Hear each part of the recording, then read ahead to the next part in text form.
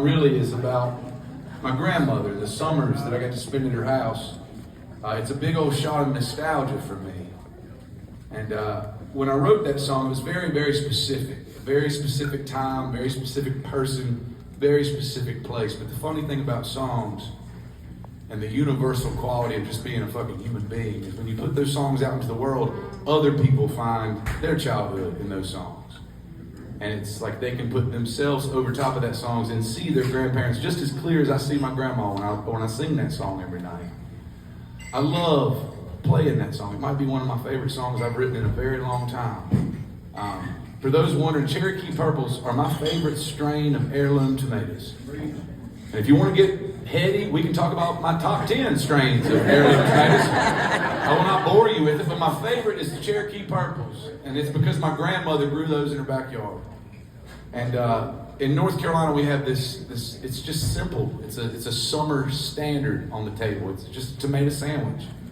None of this artisanal bullshit they sell you for $17 at brunch. There's no arugula. There's no fucking bacon. Very simple. It's just 2 pieces of white bread. None of that sourdough bullshit. I'm talking about enriched white bread. Bottom shelf white bread. Some people call it Wonder, Bunny, Marita, whatever the fuck you call it. White bread. 2 pieces of that shelf-stable white bread.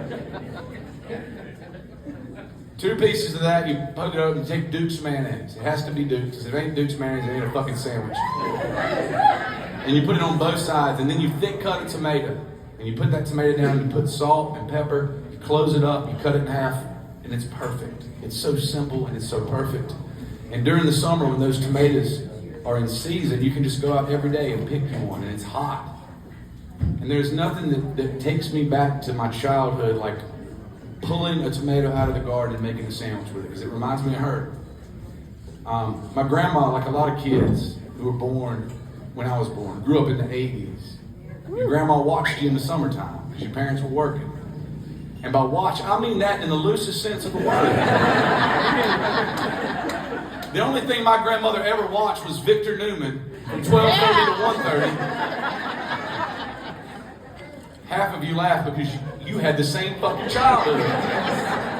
Because you know who Victor Newman is. Every grandma watched their stories.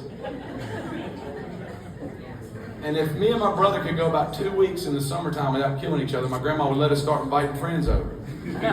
And friends, there's no freedom like being at grandma's house in the summertime, because she doesn't give a shit what you do. As long as you show up not bleeding a lot. You can show up a little bit of blood, but not a lot of blood, not hemorrhaging. You can have some scrapes. And we'd invite our friends over. And as a kid, I learned a very important lesson early. You need to have at least one rich friend. My dad always had a saying, you ain't got to own a boat, you just have to have a friend with a boat. And what that means is you do not have to be rich, you just have to have a rich friend to let you look into the rich person lifestyle. And so every year, 1st grade, 2nd grade, 3rd grade, I'd go into class and I'd find the new kid. I'm not looking for a Russell or a Kyle or a Junior. I'm looking for a fucking Harrison. I'm looking for a fucking Tristan. I'm looking for some kid with 2 silent Y's in his fucking name because it's a family name. Bullshit, it's a family name. Your mom wanted to be different. I get it. It's what money does to you. But I'd always make friends with the Tristans with a Y. And halfway through the summer, I'd get to invite Tristan over. And I like to invite him over because it was the first glimpse of what real life was for that guy. And his parents liked sending him to my house. It was like a scared straight program. They would send their little trust fund baby over to our redneck house and they'd be, listen, this is what happens when you don't read and you don't go to college. And so Tristan's over there, we're having a good old time because he doesn't understand this kind of fucking freedom, just running around in the woods all day. And then about 12 o'clock, 1 o'clock, Tristan starts getting hungry. So we go back, and my grandma has usually locked us out of the house because she didn't want us messing anything up. But she always left a cooler on the carport full of sandwiches. And we had hose water. And then I realized that like rich people don't drink out of the hose. Like they're classy. They got glasses and cups and shit. In the summertime, when you're locked out of your grandma's house, if you got thirsty, you drink out of a hose. Friends, there is no better form of class warfare than teaching a rich kid how to drink out of a garden hose. Because I don't give him much. Tristan was like, what do? I was like, well, you turn that spigot, you put it to your mouth, and it's water. And me being the hospitable 8-year-old I was, I let him go first. And friends, I'm not talking 9 a.m. sun peeking over the horizon hose water. I'm talking about 1 p.m. middle of July sitting in the sun hose water.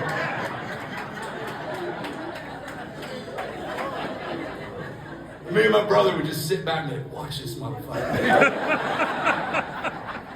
And sure as shit, that little future doctor and lawyer of America would walk up there and he'd turn that hose and he'd put it in his mouth and just 3rd-degree burns in that motherfucker's face. I may not have a trust fund, but I got fucking common sense. Jesus Christ, Tristan. Baby face of yours. It's ruined. Oh, man. But I love playing that song because every night it makes me think about my grandma a lot. And it takes me back and it reminds me that we should all be eating the fucking rich. So,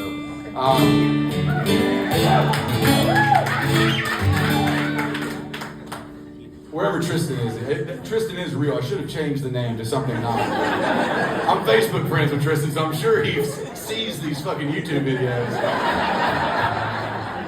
And like he has that like ghost sensation where he just touches his face. It's still there.